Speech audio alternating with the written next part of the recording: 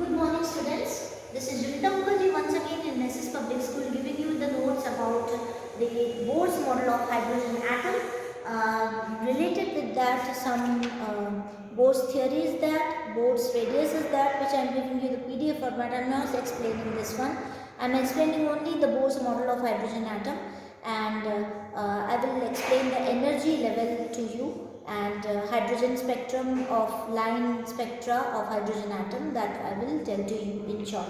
So Bohr's theory, I am giving a format of that in the book, just go through that, and Bohr's radius also I am giving you some format for this. Energy of the electron in the secondary orbit, this is also I am giving a format, PDF format of this particular topic. So let us start this particular Bohr's theory, or this Bohr's model of hydrogen atom.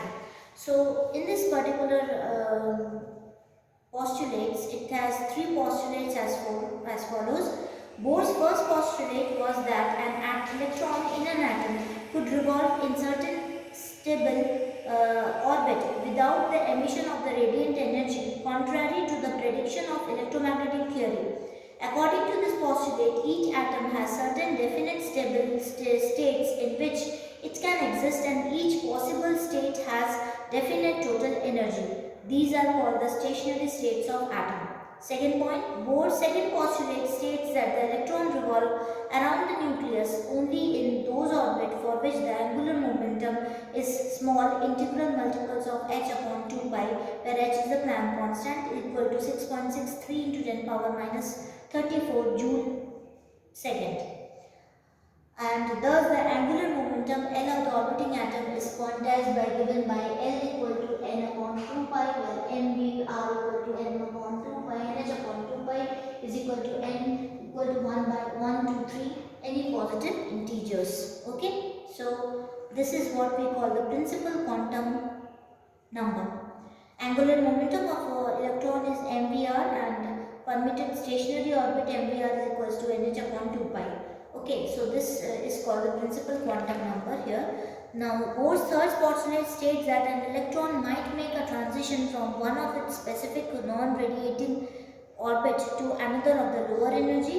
When it does so, a proton is emitted having energy equal to the energy different between the initial and the final state. The frequency of the emitted photon is given by hv is equals to ei upon minus ef, this particular term, formula.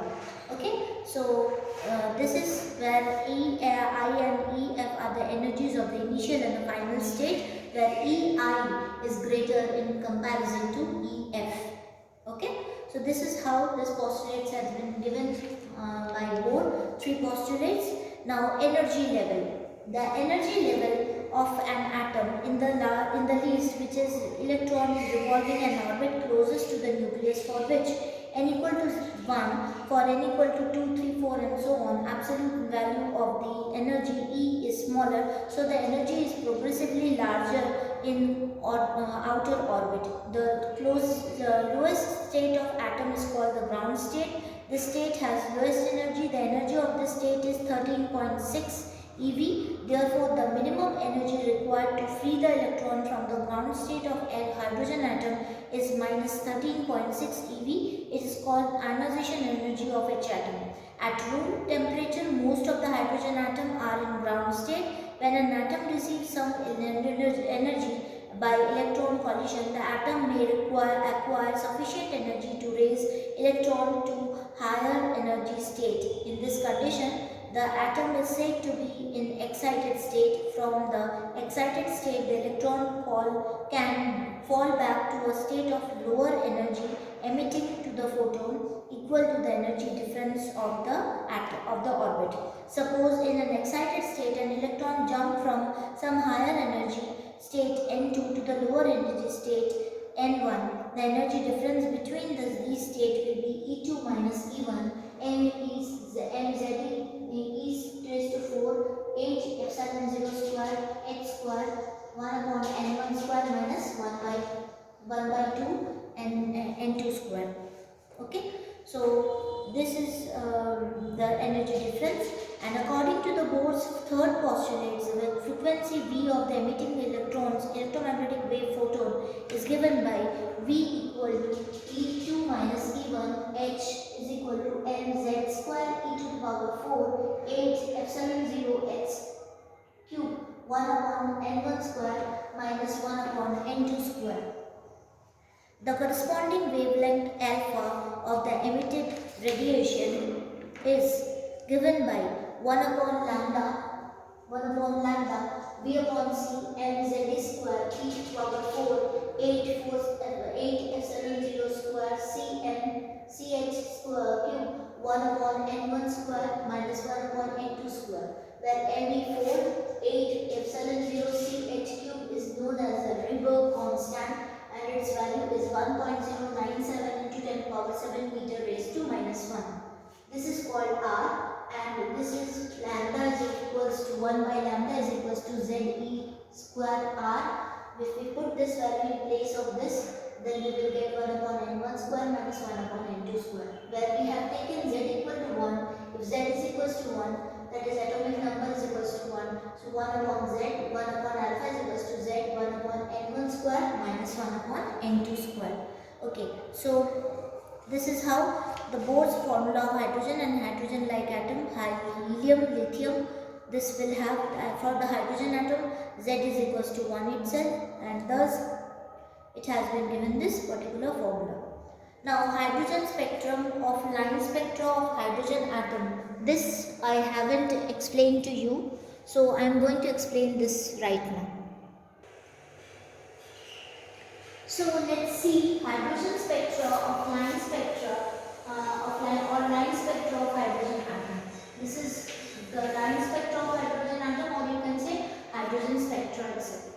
Okay, so here we have this energy levels, and as the previous also I have drawn a particular line spectra where the energy levels are going from the top to the down, that is from energy level 2 to energy level 1 it is coming, and how it is being energy level subtracted from each other I have shown you in the previous thing. So here also there is a Lyman series, Paschen bracket and P-Fund series are there, and the energy levels are from 0 to 14 here, and this is what we call the Lyman series. There are 5 energy arrows marked from 0 to 1, 2, 3, 4 and so on, and n is given by 2, 3, 4, 5 and 6 and 7 here, and this is for the Lyman series. It is from the 0 to the third level position of an atoms, and Paschen series, bracket series, and this is called the P-Fund series here.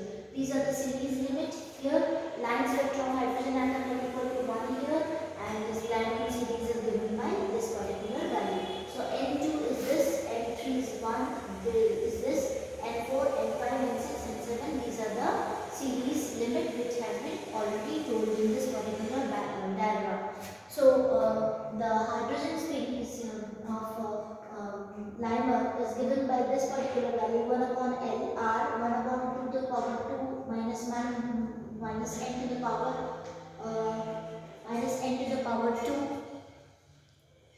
into the power 2, where n equal to 3, 4, so n is 3, 4, 5 and so on.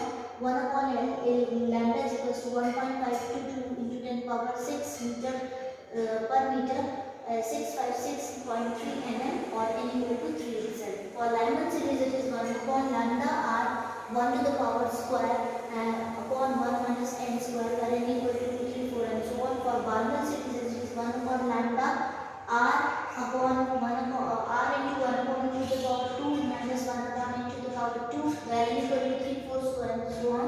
For Paschen series it is 1 upon lambda is equals to r into 1 by 3 square minus 1 upon n square, where n equal to 4, 5, 6 and so on. For Barnum series it is 1 upon lambda equal to r 1 upon 4 square minus 1 upon n square, where n equal to 3, 5, 6 so on. And fifth, for P-Fund series 1 upon lambda is equals to r into 1 upon 5 square minus 1 upon n to the power 4, where n equal to 6, 7 and so on. These are the series which has been given to us. Here in the hydrogen spectra it consists of discrete bright lines in the dark background, and its specifically known as hydrogen emission spectra. There is one more type of hydrogen spectra that consists where we get dark lines or the bright background. It is known as absorption spectra. Balmer series as empirically formula by the observation of the small part of the spectrum. It is represented by the value as I have told you in this. This is the Balmer series value. Okay, and thus we have on the other series of spectra for hydrogen are subsequently discovered and known as the name of their discoveries, and the lines of Balmer series are found in the visible part of the spectra. Other series are found in the invisible part of the spectrum. Limer series is the ultraviolet region, Paschen and bracket and Pfund are the infrared region. The wavelength of the lines on this series are expressed in the following formulas, by which we can define that these are the series and these are the formulas related to this particular hydrogen atom. So this chapter is finished, and I am giving you the notes related to de Broglie's comments on Bohr's second postulates, which is there will be in your PDF format. So this particular chapter is finished, and we will be continuing with the nuclei in the next video. Thank you, students.